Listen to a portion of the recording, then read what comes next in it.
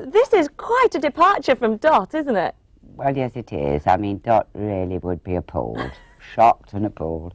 Poor Dot. So am I. I'm terrified. I sneak in that door, hoping nobody will recognise me. Tell us a little bit about the play. What's it all about?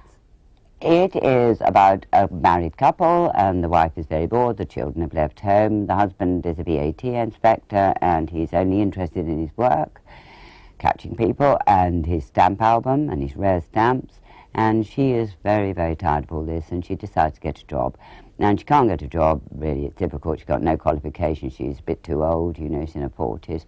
And so she rings Sandy, which says, "Ring, do you want to make money? Ring Sandy." And Sandy turns out to be quite a shock to her, and Sandy actually arranges. She puts people on. I mean, she's the organiser. She organises women to do these sex aid parties, demonstrations, demonstrate your wares, dear.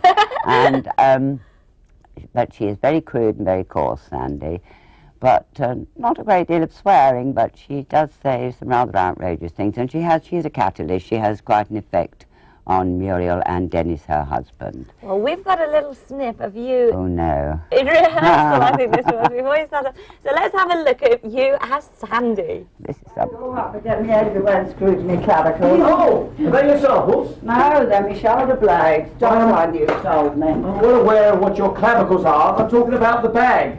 Are your samples in the bag? I'd like to see them. Muriel hasn't shown me any yet. No, these aren't my samples. Ah, what are they? Her laundry. Oh, it's her laundry. Yeah, you didn't want to see all dirty knickers and all dirty bras, would you? All the bras got holes in them right round here, everything fits out. Yes, but we mustn't keep you. You must enjoy the fact that you're being a little bit more glamorous. I mean, Dot never got the chance to be that outrageous. Well, I doubt you'd call her glamorous, dear, but I mean, I try my best with a bit of wig tape, you know, a blonde wig. Did it look like a hat? I must put the curlers in it again before we start on Monday.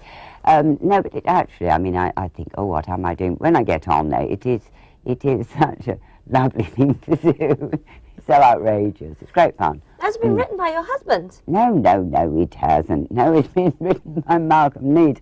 My husband is going to play Dennis in it. Ah, right. Yes, he's wondering why he said he would too, because he's been doing Shakespeare for the past 12 years, you know, and... yeah, well, there we are. How do you get on the same stage together then? Do you have fun? It's all right now, yes. Actually, we used to be very good together, but he wouldn't ever admit it. And we did play Henry II and Eleanor in Lion in Winter once, and that was very good. But he's fine now, you know. You don't mind it? No. Now, when you finished in EastEnders, were you sort of looking forward to having a bit of time off? Because it must have been quite gruelling. You were virtually in every episode, weren't you, at Wednesday? No, not really. It might have seemed like it, but I wasn't, no.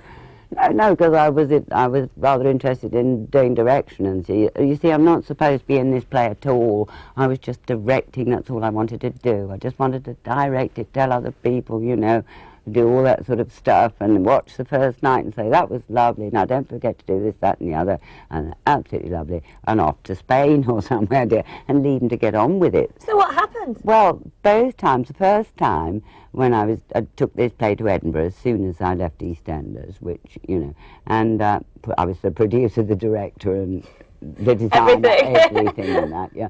And it was very much easier to get a space at the assembly rooms in Edinburgh if I was in it myself, you know. So I said, oh, all right then. And it was very good of me, and I supported these 3 young girls who were the main parts. And then we brought it to the King's Head. Then this time, I was also only directing, because that was when we did it at Palmer's Green, wasn't it? We've now transferred to the West End, the Fringe in Jermyn Street. So, and the girl who was doing it suddenly couldn't do it with about 4 days to spare. Well, I couldn't rehearse somebody else. But, just jumped in at well, the last minute. I knew the play. I was far too old, so I thought, well, my wig tape and a blonde wig and my legs are still all right, you know, then maybe I'll get away with it.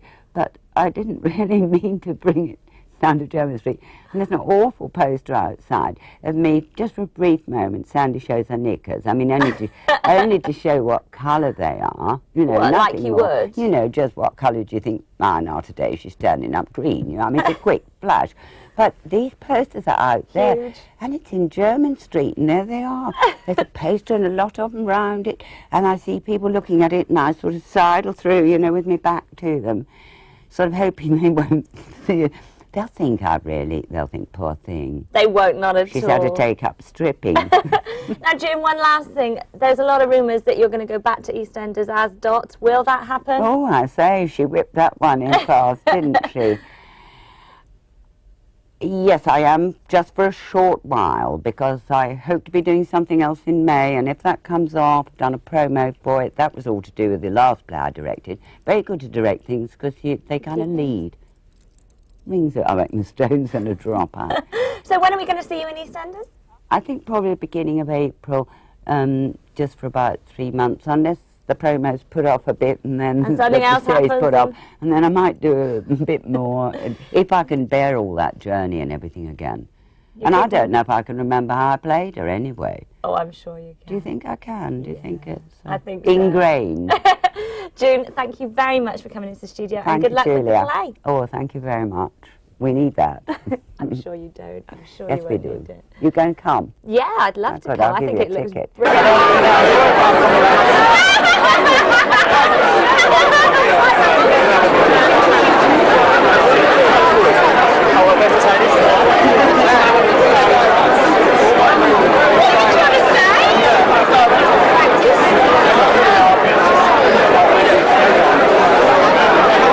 Now, Lennox, thanks for joining me on the show. Now we're at the Hilton Hotel for the London Club Awards. What do you reckon? Clubbing going up market or what? I think it's going up market. You know, you've seen a lot of the club owners here, and you know, a lot of pretty pretentious people, and you know, they're having a good time.